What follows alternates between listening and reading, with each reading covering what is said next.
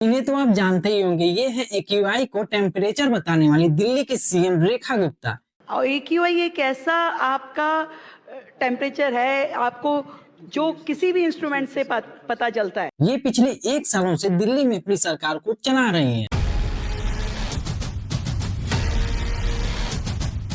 और 2 करोड़ से ज्यादा लोग और लगभग 1 लाख करोड़ का बजट डायरेक्ट इनके अंडर में आता है। ये अपने 1 साल के कार्यकाल में ज्यादातर अपनी गलतियों की वजह से चर्चा में रही हैं। लेकिन ये 1 साल विकास का रहा या विवादों का, अच्छे दिन का सपना दिखाकर बीजेपी का एक आदमी पहले ही लोगों को लूट चुका है। इनका भी 1 साल पूरा होने के बाद ऐसा लगता है कि ये भी उन्हीं की तरह लोगों को लूटने की राह पर चल पड़ी। वाह क्या सीन है। अब इन दोनों में कोई बहुत ज्यादा अंतर नहीं है। एक जो थे वो काफी एक्सपीरियंस वाले आदमी थे, वो बातों को बहुत अच्छी तरह से बना लेते थे। अपने बहुत अच्छे भाषण से अंधभक्तों का मन बहला लेते थे। ये अर्बन नक्सल की सोच, ये आपका मंगलसूत्र भी बचने नहीं देंगे। और ये हैं जिन्हें दिल्ली के लोगों ने सीएम चुना है। इन्हें तो अच्छी तरह से बातें बनाना ही नहीं आता, तो काम कहाँ से करेंगी। रेखा गुप्ता सीएम रेखा गुप्ता 8 फरवरी 2025 को पूरे 27 साल बाद बीजेपी दिल्ली में अपनी सरकार बना पाती है और 70 सीटों में से 48 सीट को जीतकर बीजेपी दिल्ली में अपनी सरकार को बना लेती है। और फिर शालीमार बाग से पहली बार एमएलए बनी रेखा गुप्ता जी को दिल्ली के सीएम बना दिया जाता है। और सबसे इम्पोर्टेंट बात तो ये है कि रेखा गुप्ता जी को दिल्ली के सीएम बनने से पहले कोई इन्हें जानता ही नहीं था। लेकिन आज के टाइम पर ये काफी ज्यादा कंट्रोवर्शियल और फेमस बन गई है। अभी कुछ महीने पहले 20 अगस्त 2025 को सुबह 8 बजे civil line CM Rekha Gupta जन सुनवाई कर रही थी। तभी राजेश नाम का एक व्यक्ति पिटिशनर बनकर अंदर घुसता है और मौका देखते ही सीएम मैडम पर जोरदार थप्पड़ लगाता है। ये वाक्य सुप्रीम कोर्ट के कुत्तों पर बैन लगाने वाले रूलिंग से जुड़ा था। अब इस बात को लेकर लोगों ने ये सोचा कि जब मुख्यमंत्री अपने ही आवास में सेफ नहीं है तो दिल्ली की महिलाएं कहाँ से सेफ रहेंगी। लेकिन बीजेपी ने हमेशा यही कहा कि अगर दिल्ली में बीजेपी सरकार होगी तो महिलाओं की सुरक्षा काफी ज्यादा अच्छी होगी। अब ऐसी सरकार को चुनकर क्या फायदा जहां पर सीएम ही सुरक्षित नहीं है, तो आम लोग कैसे सुरक्षित रहेंगे। और जैसे जैसे टाइम बीतता गया तो दिल्ली के लोगों को ये बहुत अच्छे से समझ में आने लगा कि बीजेपी लोगों को बेवकूफ बना रही है। बहनों के खाते में 2500 रुपया जमा करने का फैसला क्लियर हो जाएगा।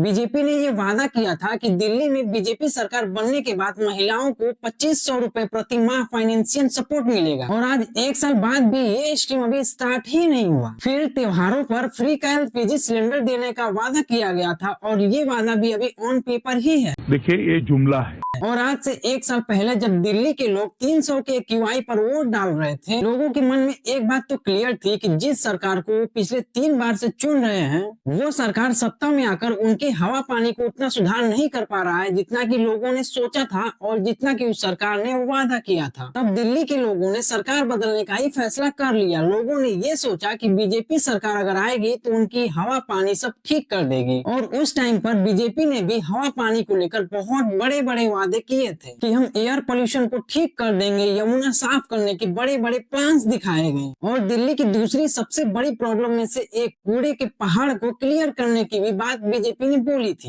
15 दिन में हमारा मंत्री जाके कूड़े के पहाड़ पे जाता है और उसको बोलता है खड़ा होके, तेरे को जाना पड़ेगा। दिल्ली में cleanest metro city in the country बनाने के सपने दिखाए गए थे। वादे करने वाली सरकारें जा चुकी है, काम करके दिखाने वाली सरकार आई है। लेकिन अब बीजेपी सरकार के 1 साल पूरे हो गए हैं, तो क्या पिछले 1 सालों में दिल्ली में कुछ बदलाव हुआ? तो जवाब है नहीं। आप इसी साल के ठंड के मौसम का एक्यूआई देख लो, 1000 या 1000 के पार चला गया था। अब पोल्यूशन का सोल्यूशन निकालने की जगह पर रेखा गुप्ता एक्यूआई को टेम्परेचर बताने लगी। और एक्यूआई एक ऐसा आपका टेम्परेचर है। अब इस बात को लेकर आम आदमी पार्टी को एक मौका मिल गया और सदन में सवाल उठा दिए। एक मुख्यमंत्री बनाया है जिसको ये नहीं मालूम कि एक्यूआई होता क्या है। अब इस बात को डिफेंस करते हुए रेखा गुप्ता ने कहा कि अरे ये तो छोटी सी बात है, जुबान है फिसल जाती है। बेबुनियाद इल्जाम लगाएंगे, फिर कभी शब्दों को पकड़ेंगे, कहेंगे AQI को AIQ बोल। फिर इसी दौरान एक UI सेंसर के आसपास वाटर टैंक से पानी का छिड़काव करने वाला वीडियो वायरल हो जाता है। अब इस बात को लेकर भी रेखा गुप्ता एक बयान देती हैं कि जो पिछली सरकार कर रही थी वही हम भी कर रहे हैं। Watering is the only solution, जो हम भी कर रहे हैं, जो पिछली सरकारें भी करती थी,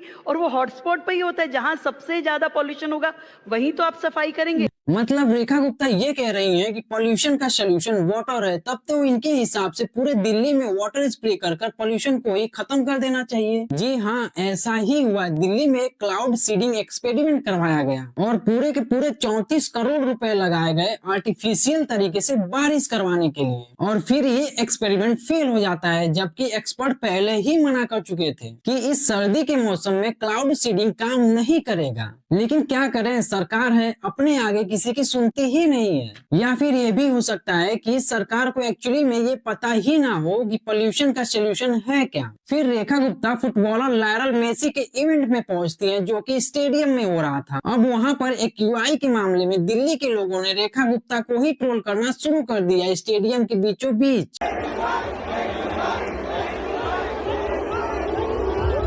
इसके बाद सरकार ने एक और वादा किया था, और वो वादा है यमुना को साफ करने का। सरकार ने ये दावा किया था कि छठ पूजा तक हम यमुना को इतना तो साफ कर ही देंगे कि लोग उसमें नहा सके और पूजा पाठ कर सके। लेकिन यहाँ पर भी एक मजेदार वीडियो वायरल हो जाती है कि कैसे PM मोदी की विजिट के लिए पीने के पानी से एक आर्टिफिशियल यमुना घाट बना दिया गया है। मतलब बीजेपी सरकार इतना ज्यादा फ्रॉड कर रही है कि एक नकली घाट तक बना दे रही। फिर ये वीडियो जैसे ही वायरल होता है तो PM मोदी का जो विजिट था उसे ही कैंसिल करना पड़ता है। 9 अक्टूबर को लिए गए यमुना के पानी के सैंपल में पोल्यूशन काफी ज्यादा हाई मिले हैं, जबकि बजट में 9,000 करोड़ यमुना की सफाई में रखा गया था। 40 नए स्विच प्लांट्स का प्लान बताया गया था, लेकिन असलियत में आज भी यमुना वैसी की वैसी ही है। रेखा गुप्ता ज्यादातर अपने आप को ही एक्सपोज करने में लगी रहती है, तो वो काम कहां से करेंगे। एक QI के बयान के बाद CM मैडम एक और बयान देती हैं, सुनिए जरा। दिल्ली ने भगत सिंह, राजगुरु, सुखदेव,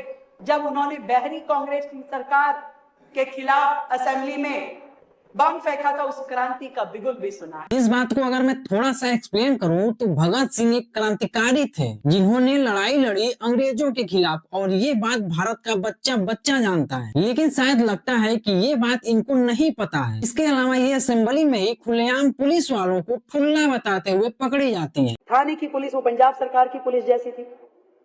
वो आई बाद में 2 ठुल्ले इधर 2 ठुल्ले उधर ऐसे करके पूरा चारों तरफ खड़ी हो गई। अब जब राज्य का CM ही इतना ज्यादा कंफ्यूज है तो उस शहर का क्या होगा, ये बात सोचना ज्यादा मुश्किल नहीं है। और ऐसा बिल्कुल नहीं है कि चीजें बदल नहीं सकती, सब कुछ बदल सकता है अगर रेखा गुप्ता चाहे तो। और ऐसा भी नहीं है कि रेखा गुप्ता पिछले 1 सालों में कुछ काम ही नहीं किया। शपथ लेने वाले दिन 20 फरवरी 2025 को ही आयुष्मान भारत योजना दिल्ली में लागू कर दी गई थी। ये वादा बीजेपी ने अपने इलेक्शन कैंपेन में किया था, और इस स्कीम में 5 लाख सेंटर से 5 लाख दिल्ली सरकार से 10 लाख तक का हेल्थ इंश्योरेंस दिल्ली के लोगों को मिलना स्टार्ट हो गया था। स्टार्टिंग के दिनों में रेखा गुप्ता ने कुछ काम किए, लेकिन फिर वो अपनी बयानबाजी के चक्कर में फंसते हुए चली गई। अभी उनका 4 साल का कार्यकाल बचा है, उनको अपने काम पर फोकस करना चाहिए। हो सकता है कि दिल्ली के लोगों के लिए अच्छे दिन आ जाएं।